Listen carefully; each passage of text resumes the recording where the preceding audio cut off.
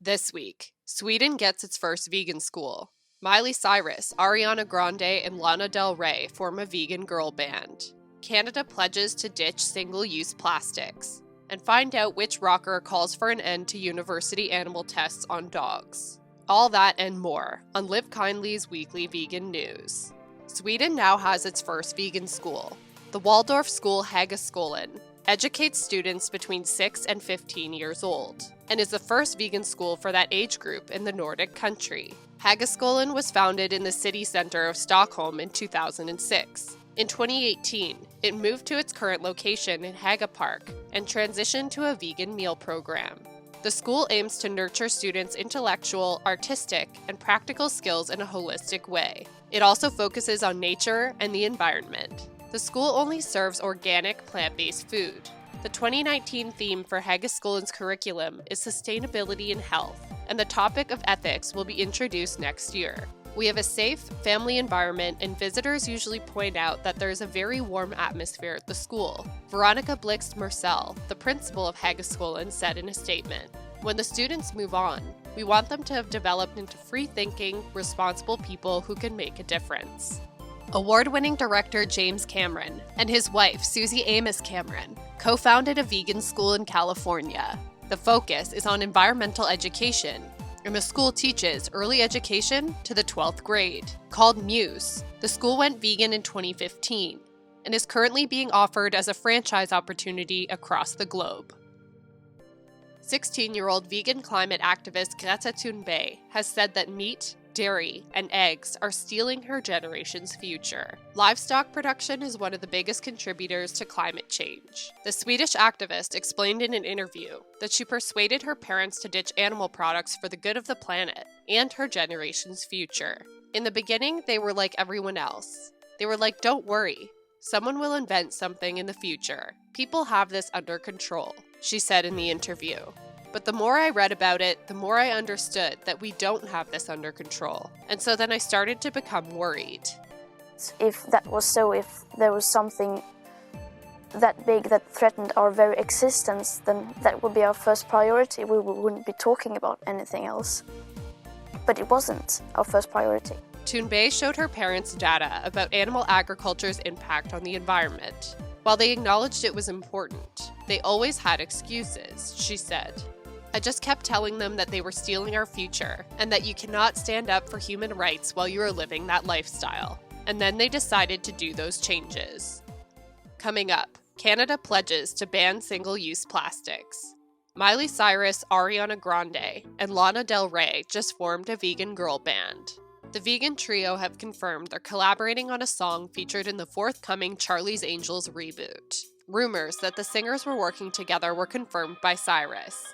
"We are coming," she wrote on Instagram. Del Rey, Grande, and Cyrus don't just share a love for pop music and female crime fighters. They're all known for their love of animals, as well as adhering to meat-free and vegan diets. Choosing to live as a sustainable vegan activist means wearing more vintage, less waste, loving pieces for longer, playing with the newest eco-materials and technology, and making custom vegan pieces with some of my favorite designers, Cyrus told Vanity Fair earlier this year. She also recently launched a collab with Marc Jacobs for Planned Parenthood.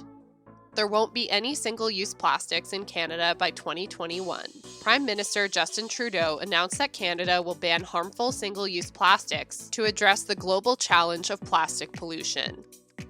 How do you explain dead whales washing up on beaches around the world, their stomachs jam-packed with plastic bags? The Canadian government has not revealed which plastic items will be banned.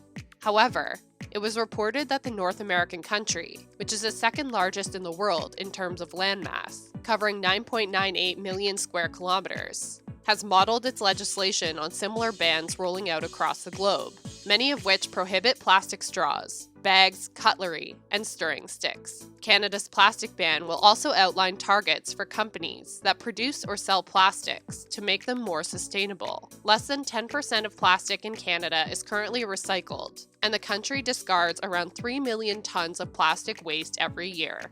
According to the Center for Biological Diversity, billions of pounds of plastic are now in the sea, covering around 40% of the world's ocean surfaces. Thousands of animals are killed every year after accidentally consuming plastic or becoming tangled in it. As parents, we're at a point when we take our kids to the beach and we have to search out a patch of sand that isn't littered with straws, styrofoam, or bottles, Trudeau said in a statement. That's a problem, one that we have to do something about. Coming up, this beetle wants to end university testing on dogs. Israel's top bakeries are ditching eggs and going vegan. A nonprofit organization called Vegan Friendly is helping bakeries in Israel replace dairy and eggs. Vegan Friendly reached out to some of the largest bakery chains in the Middle Eastern country to help them recreate their recipes without the use of animal products. Bakery La Farina introduced a vegan mocha fudge cake in its 15 locations. The new item will replace 12,000 eggs, 370 liters of cow's milk, and 250 kilos of butter every year. Mr. Donut, which supplies thousands of donuts to cafes, retail eateries, hotels, and banquet halls every year, has committed to going fully vegan after Passover. The decision will replace around 200,000 eggs a year. Vegan-friendly certification now appears on nearly 5,000 products in Israel.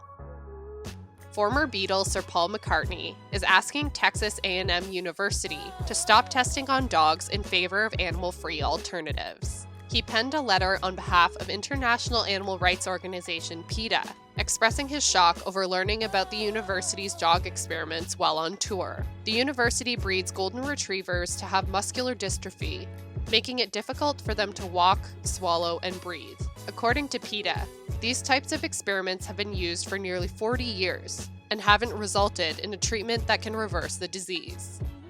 The Meat Free Monday co-founder described the video footage obtained by the organization as heartbreaking and implored TAMU to stop the experiments and put the dogs up for adoption. McCartney added, "I've had dogs since I was a boy and love them all dearly, including Martha, who was my companion for about 15 years and about whom I wrote the song Martha, My Dear."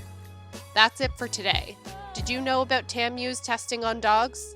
What are your thoughts? Let us know in the comments. Remember to subscribe and hit the notification bell. We'll see you again next week for Live Kindly's weekly vegan news.